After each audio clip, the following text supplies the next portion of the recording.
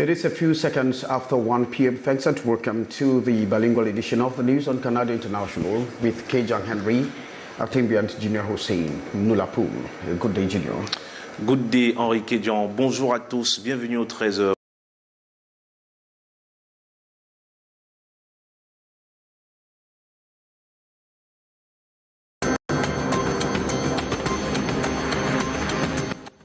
Rescue team on the ground after a catastrophic landslide in Bengkulu is reported to have claimed many lives provoked by the pluviometric deluge on the slopes of Bengkulu as an earth of mass came rolling down the hills. We bring you updates in this edition of the 1 p.m. Bilingual News. Une forte pluie torrentielle fait plusieurs morts au quartier Bankolo, lieu dissous près de Fébé village à Yaoundé. La forte pluie qui a commencé à 17h dans la cité politique a causé la mort d'une dizaine de personnes au quartier Bankolo. On en parle dans un instant. And the most prestigious cultural event in the Central African sub-region, Canal gathers steam. But then, as the fever pitch rises, scammers are on the ground fabricating fake invitation cards and tickets for the event. The 1 p.m. Bilingual News will give the warning signals from members of the organizing committee. Ce week-end, de nombreux joueurs camerounais dans le domaine du football évoluant à l'étranger ont aidé leurs différents clubs. Parmi eux, certains ont été buteurs et ont permis à leurs différentes équipes de remporter leurs matchs. Les précisions dans un instant. And those were our top stories. In just few seconds, we are having the news.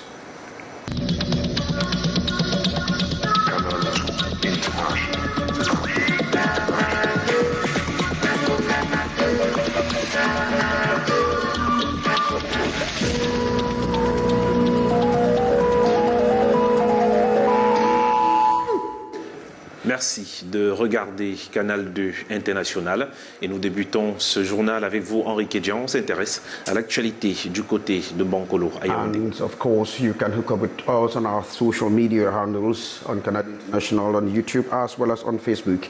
As rescue teams are on the ground after the catastrophic landslide in Bengkulu is reported to have claimed dozens of lives, and it's post that was provoked by the pluviometric deluge that battered the city of Yaoundé last night, sending mass earth rumbling down the Bengkulu slopes, and of course ravaging people, houses, and killing people.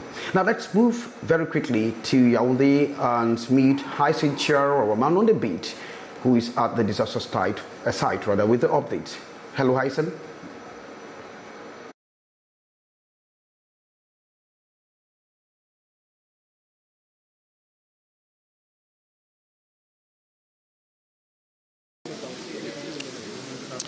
It is a situation of heavy hearts here at the Bankolo neighborhood in Yaoundé since last night. It has been tons of tears flowing here after the unfortunate incident that occurred here yesterday at about 7:43 p.m. After the heavy rains with the collapse of a wall leading to the overflow of water ravaging a number of houses here. We cannot say exactly how many houses have been touched this far. And talking about the figures here, last night the firefighting brigade were able to retrieve 15 corpses from the site of the incident. And this morning, as of now, 12 other corpses have been retrieved from the 3 sites, and making the total of 27 at the moment. And talking about critical cases, many of them have been rushed to the hospital at a very critical state, and notably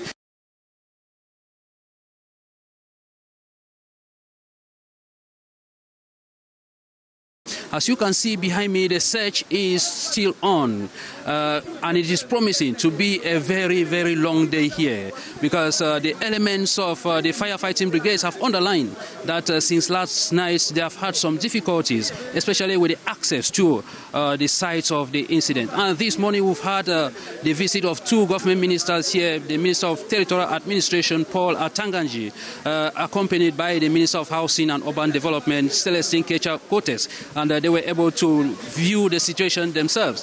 And the population is still here, many rushing here to identify their loved ones. And we shall be bringing you all the updates in our subsequent newscast. Well, thanks very much, Hyacinth Chair. Of course, his condolences to the bereaved family out there in Yaoundé. The Cameroon Human Rights Commission has voiced what it calls strongest condemnations following the brutal killings of two civilians, Aburo Cletus Njigo and Mbangyang Sik Hansel Ndi, in front of a crowd of onlookers at the Guzang Market Square on October 4, that is in Batibu. It says it emerges from investigations that the men were abducted from their homes and publicly executed for spying on secessionists on behalf of the Cameroonian army. The commissioner calls on the competent authorities to ensure that the perpetrators of the gruesome violation of the human rights of the slain men are brought to book.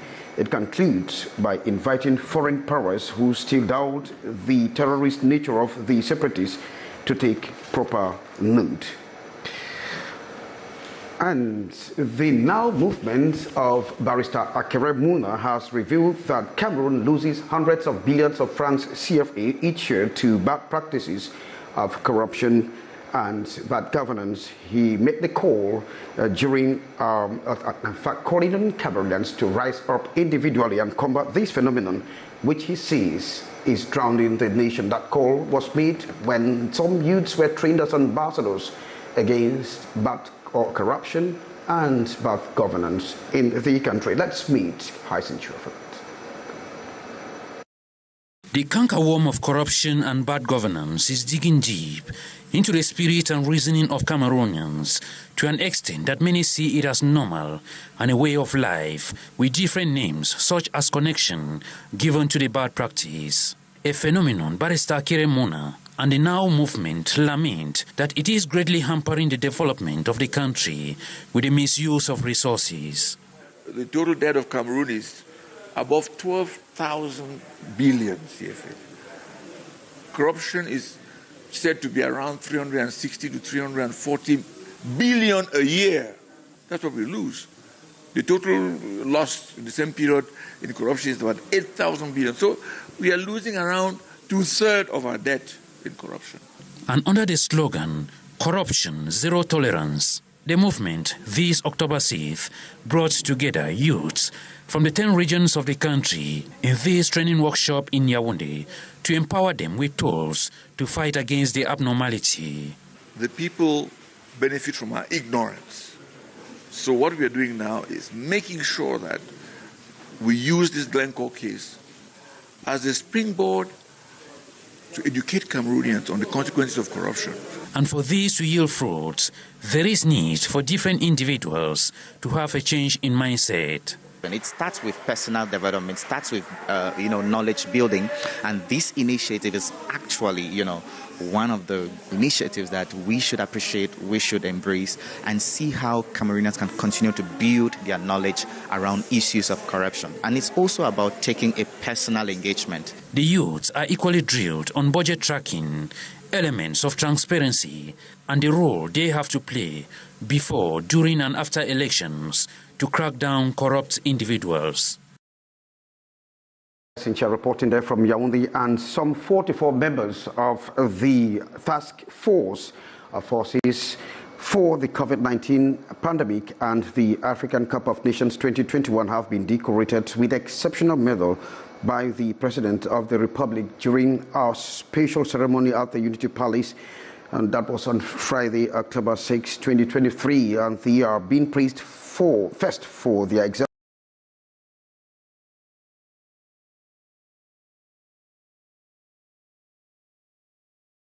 to their hard work, the members of the COVID-19 task force, and were able to save hundreds of thousands of lives in Cameroon, demonstrating their commitment and effectiveness in handling public health issues.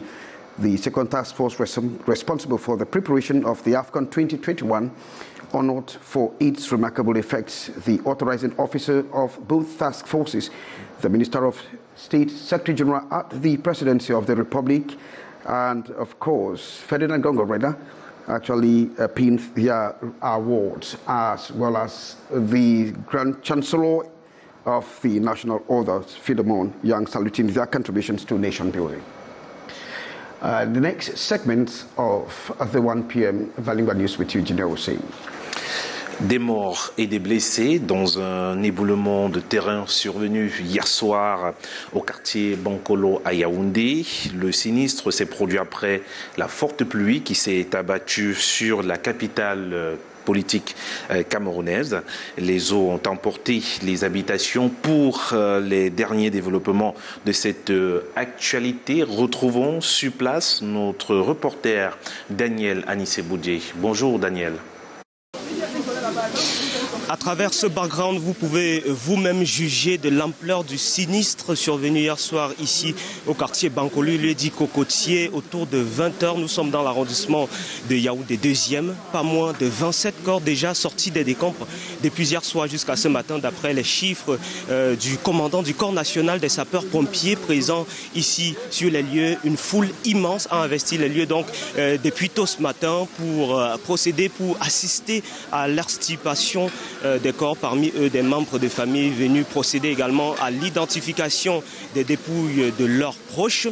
À l'origine du drame, une digue, la digue située juste en face de moi, qui aurait lâché hier soir suite aux fortes pluies qui se sont abattues sur la capitale Yaoundé. D'après les informations recueillies sur place, c'est une digue qui aurait été construite depuis l'époque coloniale, qui a donc lâché hier soir, emportant des dizaines d'habitations et faisant donc de nombreux morts.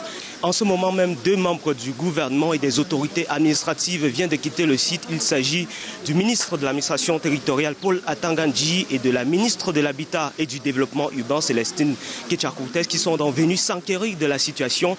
Les fouilles se poursuivent ici, mais ce n'est pas sans difficulté, puisque le site, comme vous pouvez le voir, est très accidenté. C'est l'une des principales difficultés soulevées aux membres du gouvernement par les sapeurs-pompiers. Donc les fouilles sont censées se poursuivre ici jusqu'à 18h sur le site de l'éboulement. Daniel Anissé-Boudjé et Aysen Chia pour Canal 2 International. Eh bien, la Commission des droits de l'homme condamne la crise anglophone après avoir dénoncé l'assassinat barbare, l'assassinat d'Aburo Cletus Ndjongo, commerçant, et de Banyamsong Andel, dit résident à Ngouzang. L'institution demande surtout aux groupes armés sécessionnistes de mettre fin aux souffrances infligées aux populations qu'ils prétendent défendre. C'est donc là l'essentiel à retenir de cette sortie de la Commission des droits de l'homme, qui condamne tout simplement les attaques perpétrées dans le nord-ouest et le sud-ouest du Cameroun. La suite, c'est avec vous, Henri Kédian. Welcome back. The Social Democratic Front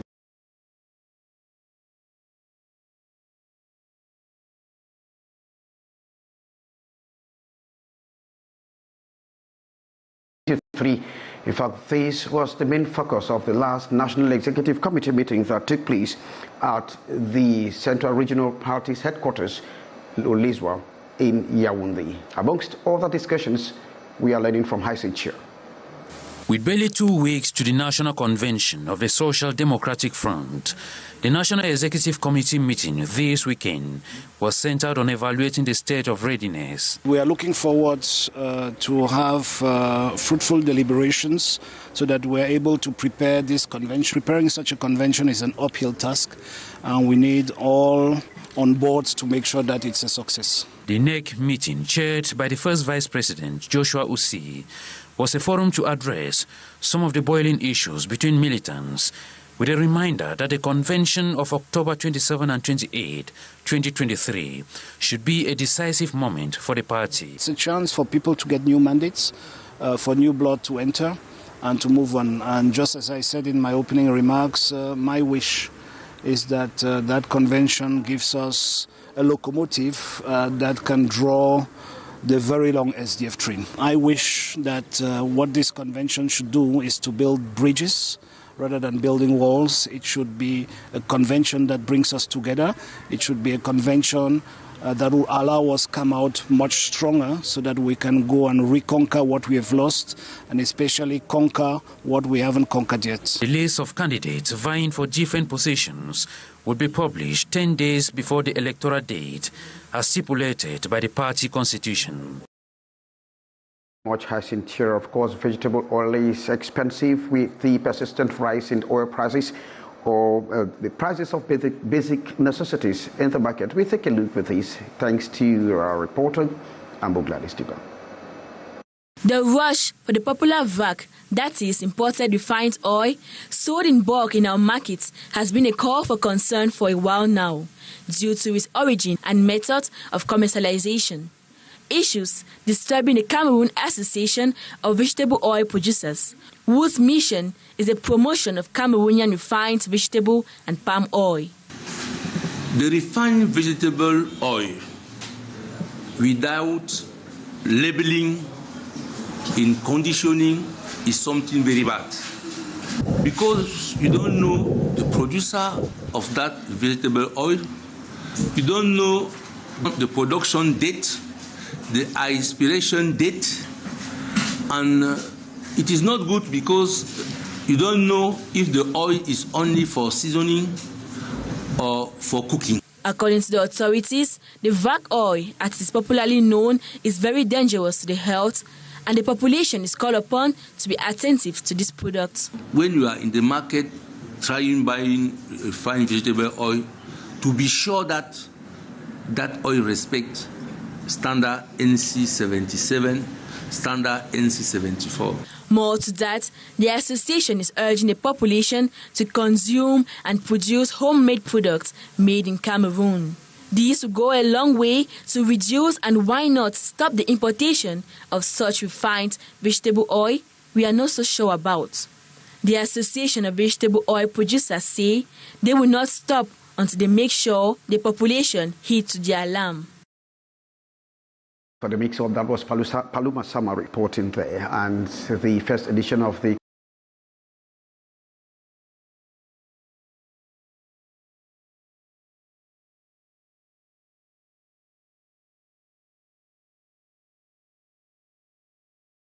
Close to 30% of Cameroonians are reported to suffer from cardiovascular-related diseases, a disturbing public health issue raised again by the Cameroon Cardiac Society. Congestive heart failure is a complication of hypertension, and above 45 years, 1/3 of Cameroonians are hypertensive, meaning that the percentage of congestive heart failure is really high, more than 30% of the adult population. According to health specialists, the risk factors come with aging. And more we are getting old, more we are having the disease. Why? Because our heart also fails. And with all pathologies that we are having, we are prompt to develop those symptoms. Medics maintain the symptoms vary widely. Difficulty in breathing, shortness of breath when they want to exert, they want to do any effort, they are short of breath, they cannot breathe well. And the other symptoms, they can have swelling feet, they can have palpitations, they can feel dizzy, they can feel bloated, they can even pass out, they can have blackouts. So those are some of the common symptoms. The main disease complicating all cardiac problems, and a national day is so important to educate the population, to educate medical doctors, to educate many people about the disease itself, because many of us, we are having that pathology and some don't know that they have it. With the objective of reducing the mortality rate linked to the cardiovascular disease, the first edition of Cardiovascular Diseases Day is a call for people to permanently check their conditions through constant blood control. The first edition brought together mostly medical doctors and cardiologist experts.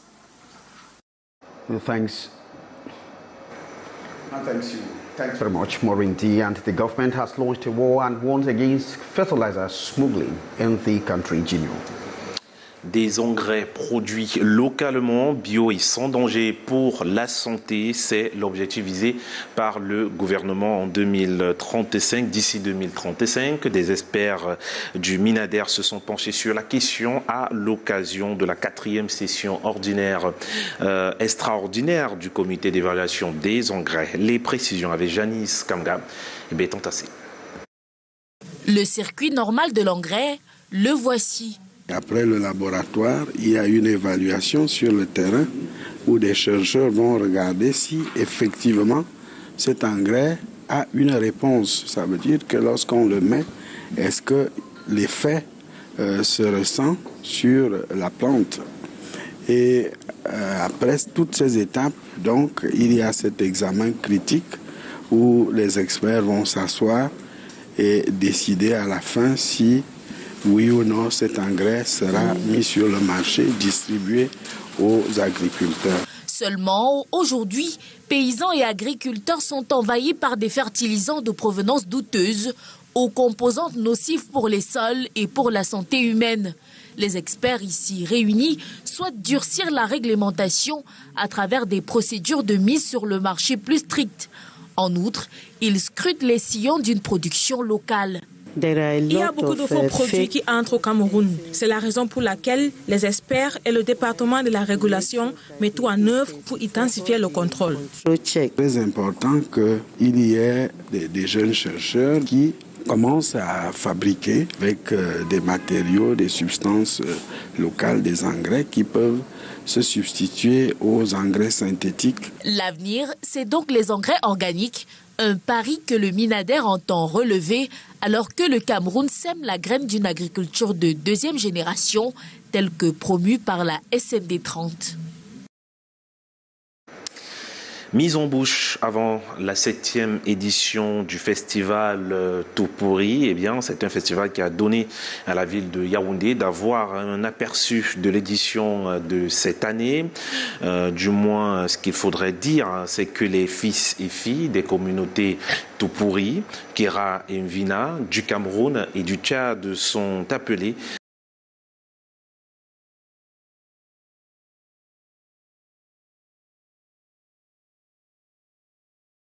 Janice Kamga et Lung Vondo. Yaoundé s'habille et s'anime aux sons et couleurs de la culture du Mayo d'Anaï, région de l'extrême nord. Une marche à travers les artères de la capitale qui vise à mobiliser l'élite des communautés tout pourries, Kéria et Wina du Cameroun et du Tchad, en prélude à la tenue du festival international Gourna Doukoula 2023. Certes, c'est une danse folklorique, mais c'est un tout, parce que un tout pourri, un Kéra ou un Wina sans le Gourna n'est rien. Le Gourna, danse fédératrice, identité culturelle d'un peuple qui perpétue ses traditions. Le bâton chez l'homme tout pourri, Kéra Wina, c'est l'essentiel, c'est l'arme. Le Gourna se danse essentiellement avec le bâton. Dans ce Gourna, on trouve plusieurs autres danses. Nous avons les Wiwa, le Wile, le Dilna, le Sili, le Méné. L'innovation cette année, c'est la tenue d'un colloque le 14 octobre prochain. Dans les années antérieures, nous organisions les journées scientifiques, mais cette fois-ci, nous avons voulu qu'une ou 2 semaines avant le lancement du festival, qu'on ait un colloque pour discuter des maux qui minent notre société. Restitution prévue à l'ouverture du festival qui se tiendra du 30 octobre au 4 novembre. Henri Kedjan, la suite avec vous. And we thought culture as the most prestigious and popular event or cultural event in the Central African sub-region, Canal is gathering steam. But as the fever pitch rises, so too scammers are at work on the ground fabricating fake invitation cards and the letters of the events. Let's take a look from Ambo Gladys Dibang on the warnings that have been sent by members of the organizing committee. Ambo. In about 3 weeks, Cameroonians will partake in another prestigious event, Canal, which is in its 14th edition since 2004. Each edition has sparked particular excitement, not just in Cameroon, but also in the Central African sub-region. It has been the dream of everyone to watch the event live at the premise, except for the fact that only an invitation card gives anyone access to the hall, but these cards are not for sale.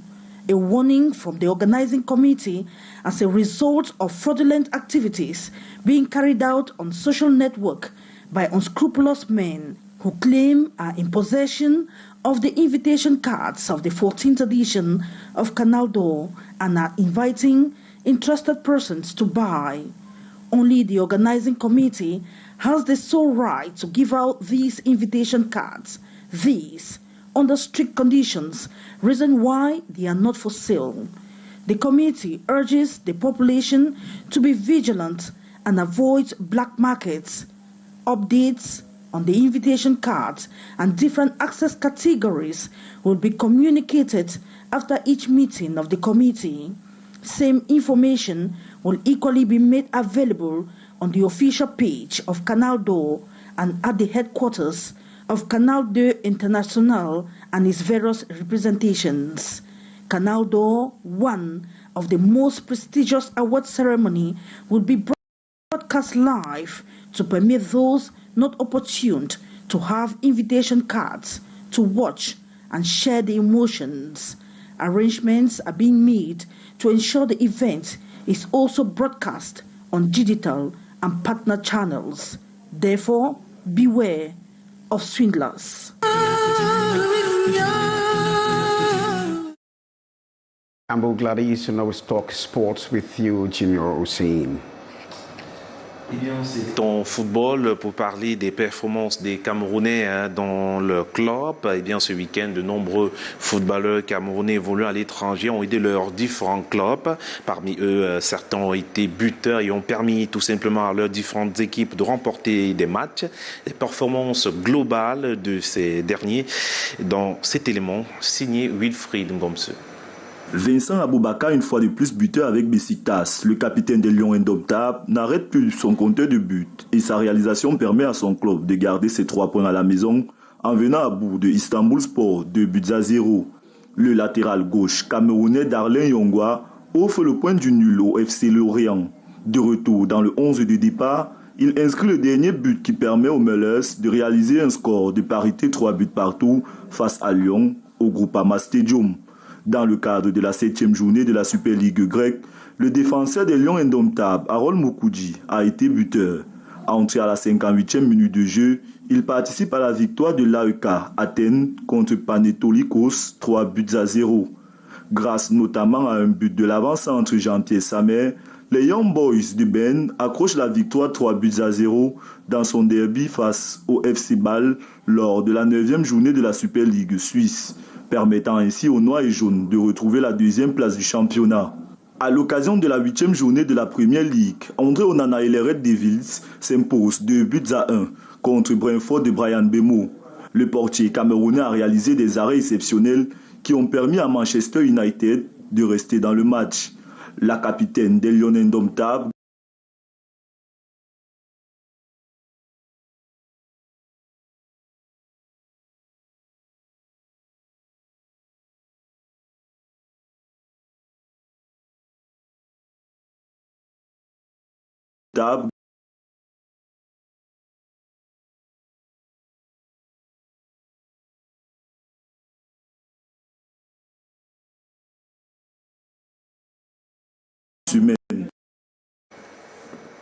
Henri Kédian. And that was the quoting for this edition of the 1 p.m. Bilingual News with Junior Hussein Nulapum and Kejan. We thank you graciously for keeping the faith and, of course, keep watching more programs on Canal.